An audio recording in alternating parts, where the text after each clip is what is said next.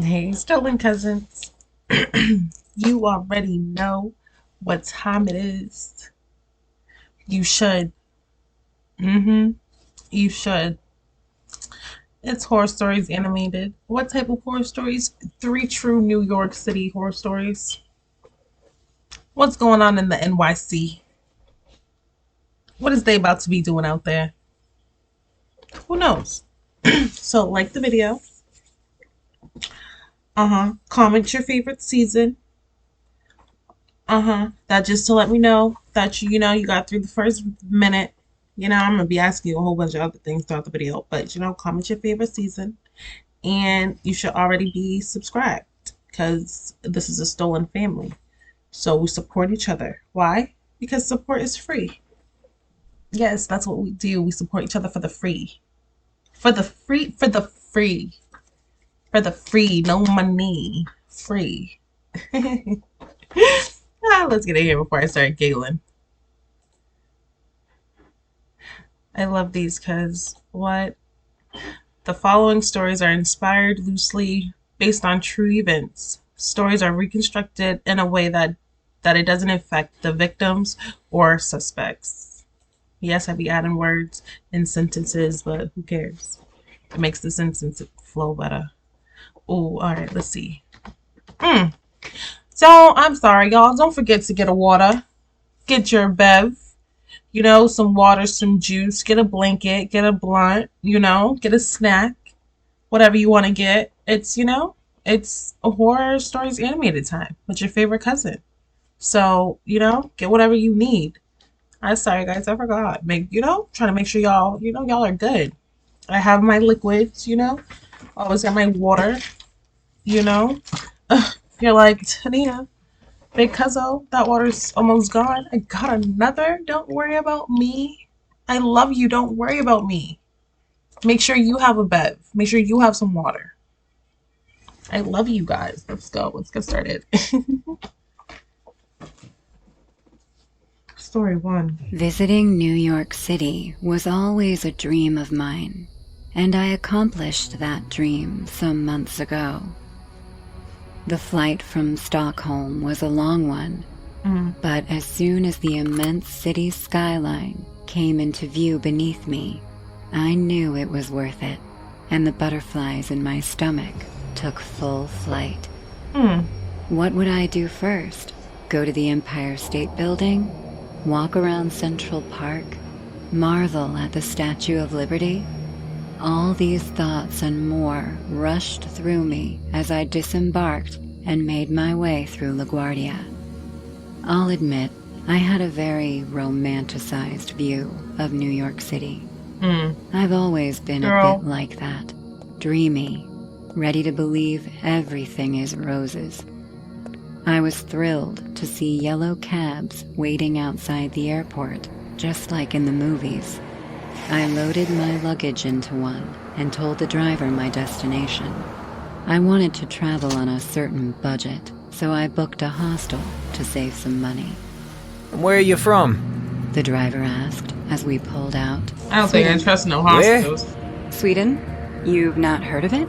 I saw him eye me in the rearview mirror, then smile. I can't say I have, ma'am. That's a smile? It's fine. It was odd enough to know that the man hadn't heard about Sweden.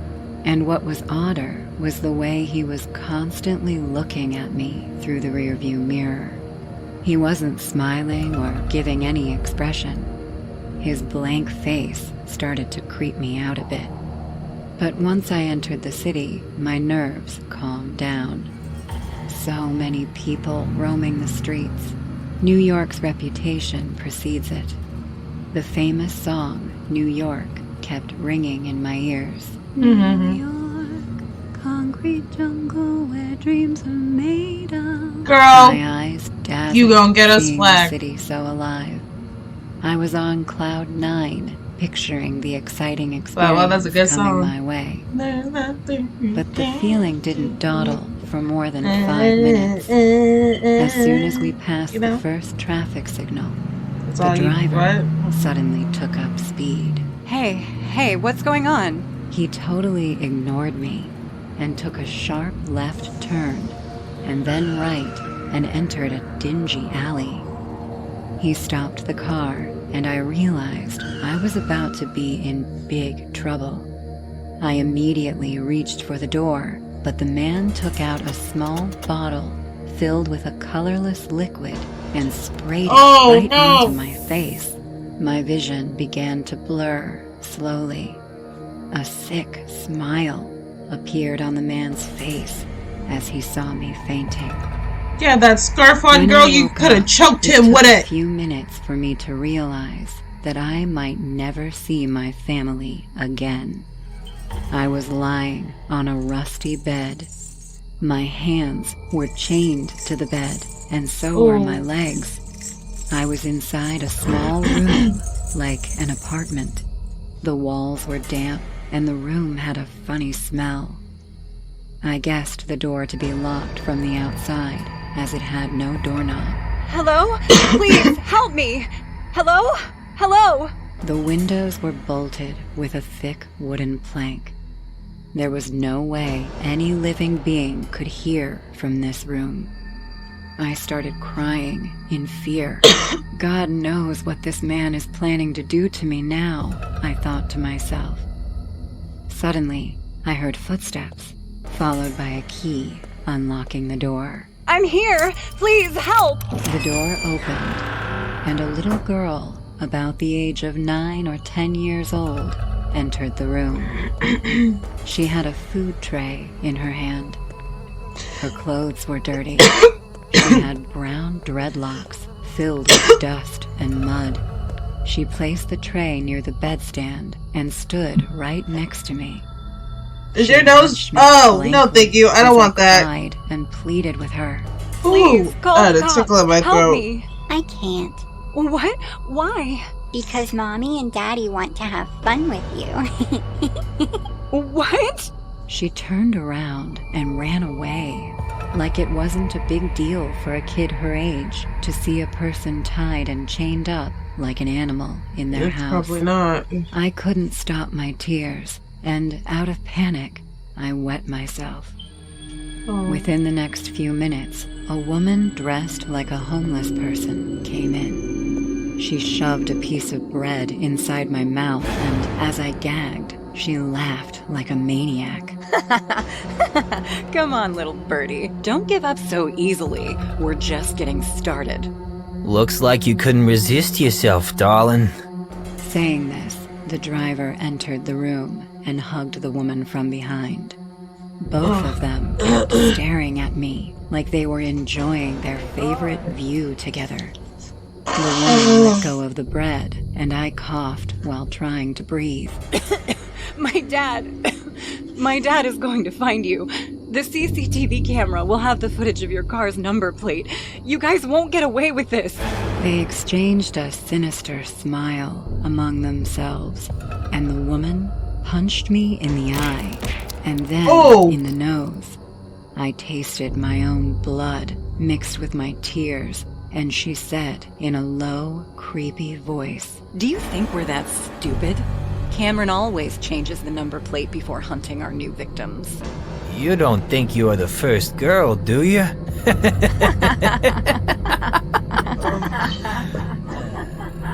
They both laughed in their twisted joy, and then began to walk out of the room. The woman turned back one more time and said, We're going to have to buy some toys for you, darling. Then the three of us can have some fun. They closed the door behind me, and my hope of being free again started to die. I heard a big door closing, followed by a conversation between that woman and the girl. Daddy and I will be back soon. Till then, keep an eye on her, okay? Yes, Mommy, I will. Just like I did for Lucy. Oh, that's my girl. Oh my god. This family is fucking insane. Even that little kid is a psychopath, raised by two bigger psychos. After the couple left, the girl came into my room. She stood right next to the bed and checked me out from tip to toe. Her blue, glassy eyes Get your ass away from saw me. through my soul. She then raised her dirt-filled small fingers and touched the locket on my neck. I Ew. love this. What is this? It's... my mom gave it to me when I was your age. Do you want it? Her eyes widened, hearing the words she was thinking. She nodded her head, and an idea came to my mind. Okay. Okay, you can have it. Just untie my hands so I can take it off. But Hey, do you want it or not? I want it. Then untie my hands. Go on, sweetheart. She thought something for a few seconds, and then untied my hands one by one. As soon as my hands were free, I grabbed her and tied both of her hands to the bed. I freed my legs and got up from the bed in one jump. The girl didn't scream, didn't say a single word, until I turned back at her before getting the hell out of that house. What she said still gives me goosebumps. You're the first one to get out.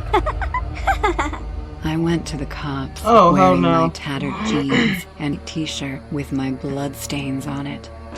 I returned to the house with the cops, but the family was gone. They found 5 dead bodies of young girls in the dingy attic of that apartment. Those girls also came to New York as tourists. I don't know where that family is now, but if you 3 psychos are watching this, I hope you go to hell. Hey guys, I hope you're enjoying the What? video. If so, please leave a like. And also, a small percentage of people that watch my videos are actually subscribed. Y'all If go you want to support subscribe this to channel I and Am make this Scared channel Tales. reach the 1 million mark, please consider subscribing. It's free and you can change your mind later. Enjoy.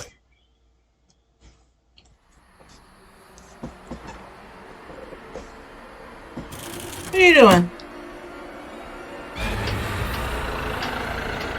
You got demons?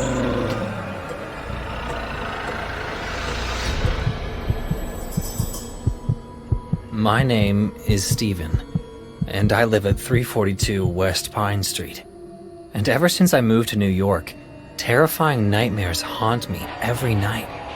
I wish that was my only concern, but unfortunately, it's the least of my problems. I'm telling this story so that in case I disappear, you will know what happened to me. I don't know who is after me or what they want, but I know it surely Who are we won't end supposed to well. report it to? It all started on a Saturday morning. My uncle had a big truck, so I didn't have to pay anyone to transport my things. As I was unloading a table, a girl came up to me and started No. talking to me. I see you're just moving in. Are you new in town? Hi. Yeah, you got me. My name is Mark. I reached out to shake her hand, but she just looked at me with the same strange smile she kept during the whole conversation. You're from the apartment, right? Do you need me to help you with the move? No. Her offer caught me off guard, so I just said no. No thanks. We're just finishing up and my uncle is helping me. No problem. It was nice to meet you. I'm sure you'll be very happy here. With a last smile, Are she you sure? just left. I'm Wasn't not this sure. girl a neighbor? I decided to ignore her and continue with my move. A few hours later, the moving was done and I was alone in my new house. I lay down on the bed and looked up at the ceiling, enjoying the solitude of my new home. I walked over to the window and opened it. This was my first time enjoying the view of New York. I was watching the people walking down the street when That's a something girl caught my attention. It was the girl who had greeted me earlier. looking She up. was standing on the sidewalk across the street, staring at me. What the fuck? How does she know I'm here? I waved awkwardly, but she didn't wave back. She just kept looking at me with that strange smile. Not knowing what to do, I closed the window and went back to bed. The next day, I went to do my first shopping before going to visit the Big Apple. I was in line at the supermarket when a person spoke to me from behind. Oh no. Nice day, isn't it? Oh, of course, sir. You seem surprised. Is there a problem? No. Just that I just moved in and I'm a little shocked at how friendly people are here. Don't get your hopes up. People here are not friendly. Only we are. What do you mean, we? Him and his Doesn't sister? matter, kid. The important thing is that you'll be happy here. What? Who are you? Hey, Leave me alone. need help with the bags? No. No thanks. Oh, no. Luckily, the cashier was calling me, so I turned and went quickly to her. In the meantime, I could see how that man was still staring at me. When I got home, I put everything in the fridge. I couldn't stop thinking about that man. Worried, I felt the urge to look out the window. When I lifted the curtain, I found something worse than I had expected. Both of them? Not only was the man from the supermarket there, but the girl from yesterday and 3 other people were there too. They were all I didn't looking even at me meet from y'all different yet. points on the street, but none of them were trying to hide it. They were staring at me, smiling in a gentle way. I closed the window in terror. I didn't know what to do. Over the next You few could have days, picked out that little it only crack. got You ain't had worse. to open the Every curtain time all the I way. looked at the window, I kept seeing them. There were more and more of them. And worst of all, no one on the street seemed to care. During those days, I had my first dreams about that goat-headed man. He started looking at me from the street like the other people, but every time I dreamed about him, he was closer and closer. It all came to the highest point on a Tuesday night. The TV was still on to light up my room, but with no sound. I woke up shaken, but this time it wasn't from a nightmare.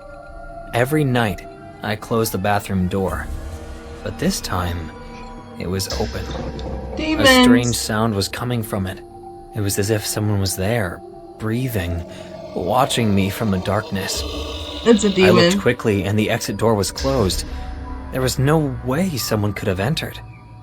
I grabbed a knife, gathered my strength, and walked slowly toward the bathroom. The breathing got louder and louder as I got closer. Those sounds were not human, but I refused to stay in my bed in fear. I reached out to the interrupter, and as I plunged my hand into the darkness, I felt the air from the breath of whatever was in there dampen my fingers. I mustered all my courage, and when I turned on the light, there was nothing. No.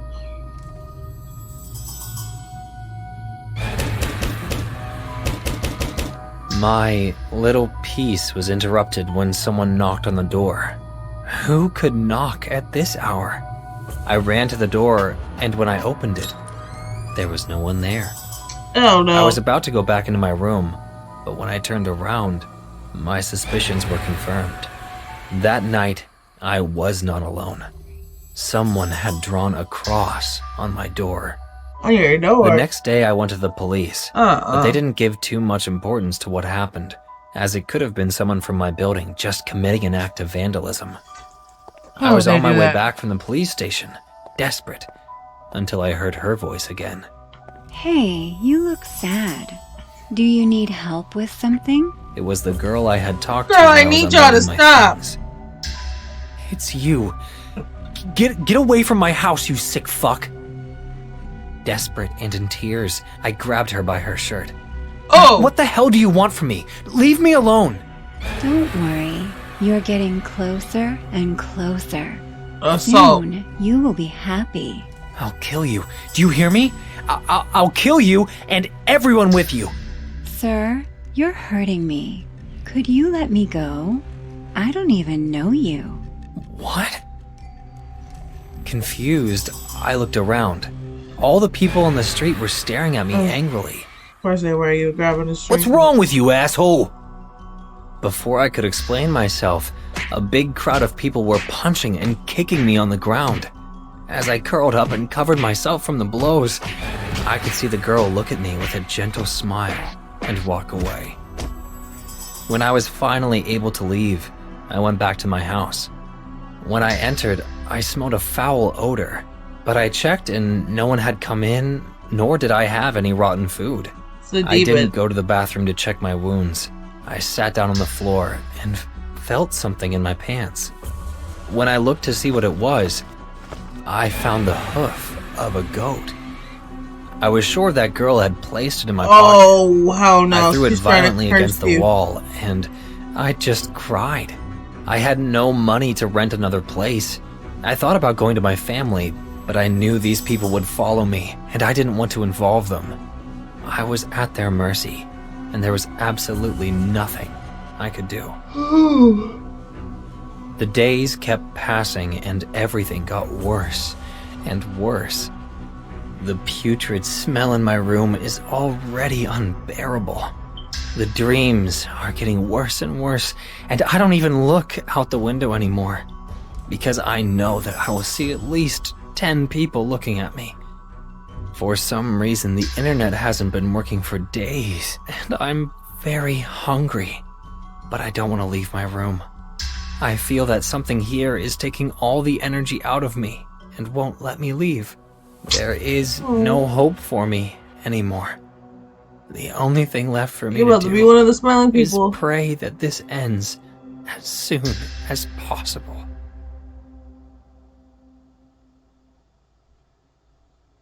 Our entire family had to shift to New York when my father landed a heavy-paid job there. My mom and my grandma were from a small village in Japan, so they were worried about life in New York. But I was excited because I was done living in the outskirts. My parents decided to enroll me in a private school in New York as they could finally afford a high-quality lifestyle. I was 11 years old, but a bit more naive than the kids of my age. So we moved into a bigger city in a friendly neighborhood. My dad's office was on Fifth Avenue, the heart of the city. You For gotta the be first few careful with weeks, naive my dad used to kids. drop me off at school, and my mom picked me up. But once I started making friends who lived close to my house, I stopped taking rides from my parents. My mom often scolded me for that, but I ignored it. I was already the new kid, hence I didn't want any more embarrassment. It was a Tuesday. My mom had to go to the dentist with my grandma, so my dad sent me his office car to pick me up from school. We planned to go to a basketball game, so I went to my dad's office. It was a huge building on Fifth Avenue. I've never been to any place like that before. So I was wandering in the big hallway on the ground floor while my dad was stuck in a meeting. He came out to see me once and said, "Kyle, please stay inside the office premise. I'll be down in 15 minutes. Okay. Here, take this money and get something from the vending machine. He got into the lift and went Take this upstairs money? while I started to head toward the big vending machine at the other end of the hallway. Everyone was so busy that they hardly noticed me.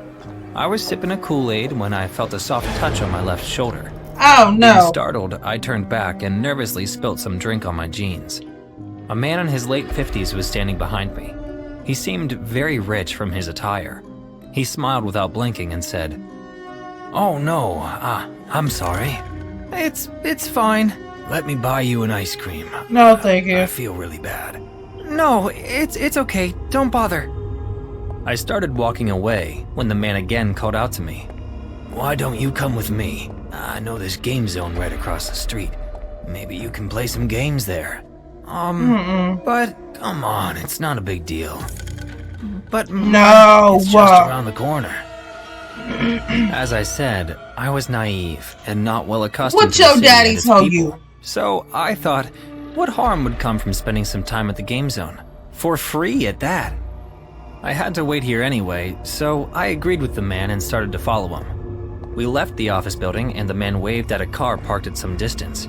It was a black fancy car, just like Oh a suit. hell no. The driver brought the car to us and we hopped in. I didn't question why he was taking a car just to go a few steps, but rich people like wasting money. The man suddenly playfully pulled my cheeks and said, "So, what's your name?" Kyle. And yours?" "Call me Jack." I gazed at the streets as we were passing by and realized something is not right. I looked at Jack in confusion and asked, Why did we take the left turn? You said end of the street." "Well, actually, kiddo, I lied to you." Oh. What? Relax. I ain't gonna hurt you.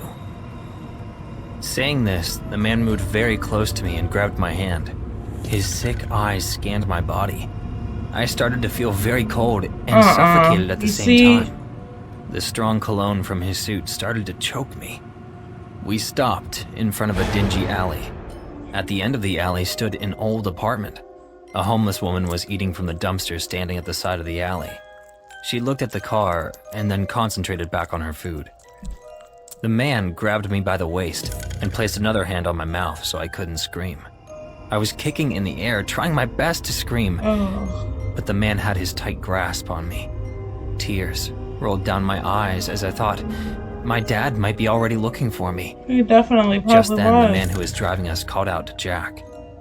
"Sir, that's not him!" I was almost fainting from having difficulty to breathe. That's not when Jack let him. me go and I fell to the floor. Lying on the ground, I overheard their conversation. What are you saying?" "I got a teenage boy for you. Red-haired Spanish boy. This boy is not him."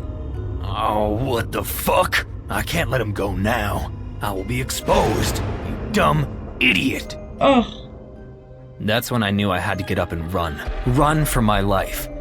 I sprinted like a hawk and the man screamed, "Catch him! Shit! Start the car! Start the fucking car!" Ugh. But I didn't stop. I didn't fall. I survived. When I finally reached the main road and saw a crowd filled in the streets, I collapsed on the sidewalk and started to sob. A cop was patrolling the area on his motorbike, and he noticed me on the side of the road. I couldn't say anything except for 3 words. "Dad, 5th Avenue." He took me to my dad's office. When we reached there, 4 more cops were already standing under the office building, and Look my at his mom and dad mama. were crying in fear. "Mom! Dad!" "Kyle!" My baby. I I ran to would've them got and my a mom whooping. took me in her arms. My dad hugged us and we were all in tears. But the story doesn't end here.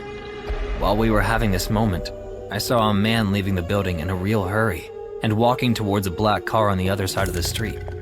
I remembered this car. My face turned pale again and my mom asked, What? What is it, Kyle?